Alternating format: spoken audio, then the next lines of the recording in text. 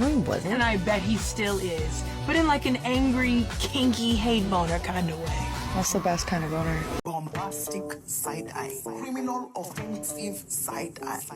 Bombastic side eye, criminal offensive side eye. Buttercup was constantly rebellious. I'm not wearing that dress anymore. It's gender normative and ass ugly.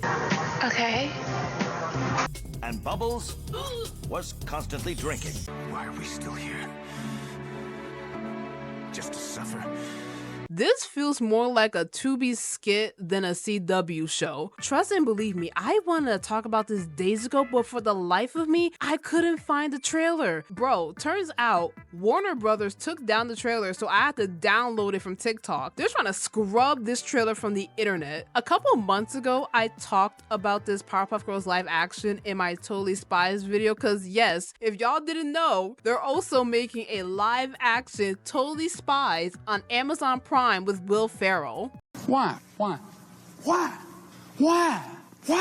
Nobody was ever supposed to see this footage, but a few days ago, someone leaked the trailer for the live action Powerpuff Girls show, and it's dreadful. I need to know, was it the same person who leaked that horrendous pilot script a couple years back? Because they're doing a public service. In case you didn't know, I'm not sure how, but 3 years ago, the CW announced a live action Powerpuff Girls television show that will follow the girls as adults years later and will be very mature. And when they mean very mature, it's gonna be raunchy as hell and stank. We were given just set images of them filming the first episode, but after that, it was so god awful, they canceled the show. Of course, it wasn't because of the backlash from the internet and getting dragged on every social media app. Someone behind the scenes wanted to be messy, and now we have a leaked footage trailer of what we were meant to watch, and I completely see why they canceled it. Kinky hate boner kind.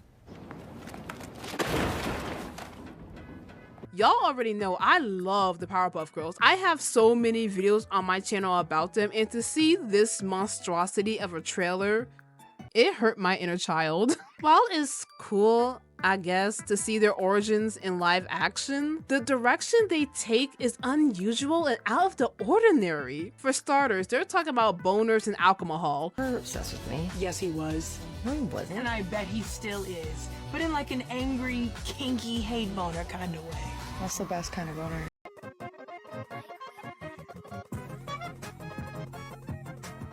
Yes, I understand they are grown-ass women now, but still, it's the Powerpuff Girls, like what the hell? Perhaps the most baffling creative choice in the CW adaptation is the handling of the iconic villain Mojo Jojo. In the original animated series, Mojo was a mutated hyper-intelligent monkey with an over-the-top personality and a personal vendetta against the girls. However, in this adaptation, Mojo is no longer a monkey at all. Those the Powerpuff Girls? Hate to say it, I hope I don't sound ridiculous. I don't know who this man is. He has been reimagined as a basic regular-ass human named Mojo with a son named Joseph Jojo Mondale Jr., who eventually becomes the mayor of Townsville and the main antagonist. What happened to the old mayor? Where's Miss Bellum? Is this supposed to be Miss Bellum? Why they do Miss Bellum like that? We're not supposed to know what her face looks like. I bet you they were in the writer's room and they thought they ate that. Instead of a monkey named Mojo Jojo, it should be a father-son duo. That's just lazy writing right there. CW, you had superhero shows before and clearly had the budget for The Flash, Supergirl, Green Arrow, Legends of Tomorrow, and many more. If y'all can't even afford a talking green eccentric monkey, either 1, don't make this amateur of a show, or 2, just make up a new villain. This decision is both confusing and unnecessary. The absurdity of Mojo was part of what made him such an entertaining villain, and stripping him of his unique characteristics makes him just another generic antagonist. If they did this to Mojo, I can only imagine what they would have done with the Gangrene Gang, Fuzzy Lumpkins, the Amoeba Boys, and him. I don't even want to touch on the Rowdy Rough Boys. These villains are what made the original show so fun and memorable.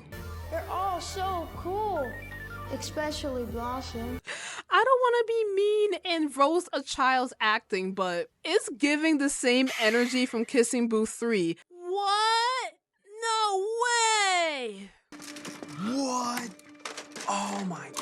Wait, is that what I think it is? The girls also break up when they're older, and that's because, stay with me now, because they accidentally kill Mojo during a fight. That's the only realistic part of this trailer. Remember, the girls were on that type of timing and stayed on Mojo's ass. Don't forget, when the Powerpuff Girls were 5 years old, they jumped and brutalized Mojo over some candy. You're a bad monkey, Mojo. I know.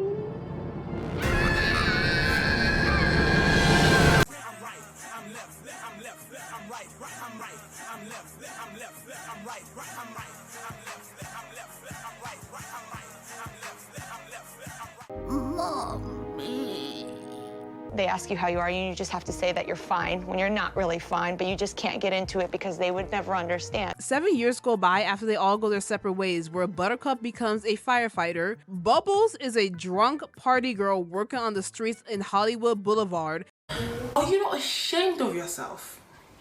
Are you not embarrassed? This is really embarrassing. And Blossom has hella anxiety. Girl, same. The girls return home years later to visit their father, Professor Utonium, whose first name is Drake? The hell? Anyways, Mojo's now adult son Jojo wants his get back at the Powerpuffs for murdering his father by framing/kill Professor Utonium, which is fine by me because a daddy for a daddy, right? Fair is fair. Except, to make this drama spicier, Jojo has harbored a deep crush on Blossom since he was a kid, teasing a potential romance between Jojo Jr. and Blossom. Y'all couldn't give us Brick from the Rowdy Rough Boys? Hell, y'all could have done Dexter from Dexter's Laboratory or Dexter Adjacent.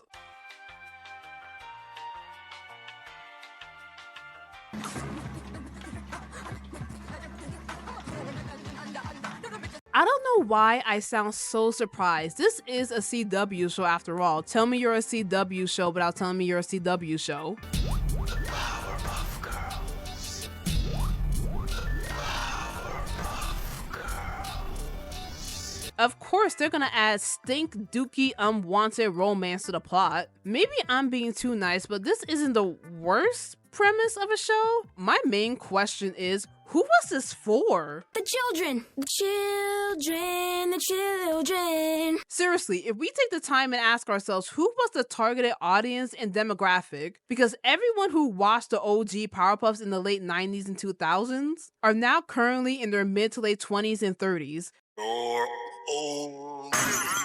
Trust and believe me, nobody was asking for a Powerpuff Girls live action, especially on the CW. I'd rather trust Netflix or Max. Was this meant for a newer generation? Not to mention that cartoon that completely whitewashed us. So what's your sentence for her? Electric chair. Nah, honey, you're the race swapped one. And yeah, insult the cartoon that's loved by millions of people. The professor is a white man with black hair, but instead we got a bald black man whose personality and mannerism is nothing like the OG professor. Powerpuff Girls. I believe the main appeal to any live action adaptation is to see how much the characters look like the original. The only one who looks exactly like their character is Dove Cameron portraying Bubbles. Why do you think the live action Bleach and One Piece gets high praise? What can I do for you, Vice Admiral? The fact that she said they whitewashed us when the cartoon came out before this abomination isn't lost on me. Peak irony indeed. What drugs were they smoking thinking this was a good idea? It was a good idea this never got made. I'm getting real tired of them making live action shows of beloved cartoons. The CW's Powerpuff is yet another example of Hollywood's obsession with making reboots edgy and adult in a way that fundamentally misunderstands what made their original successful. Other failed attempts at this approach include Fate Winx Saga being met with immediate backlash for stripping the depth of the original, or Riverdale. Oh my god, Riverdale. Turning the wholesome Archie comics universe into a bizarre, dark melodrama.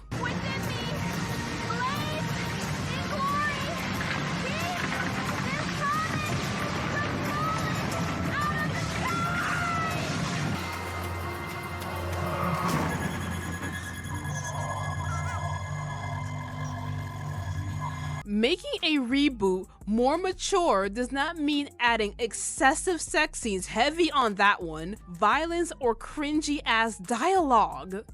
I dropped out in the 4th grade to run drugs to support my nana. If this show ever came out, it would be just as bad as M. Night Shyamalan's Avatar: The Last Airbender and Dragonball Evolution.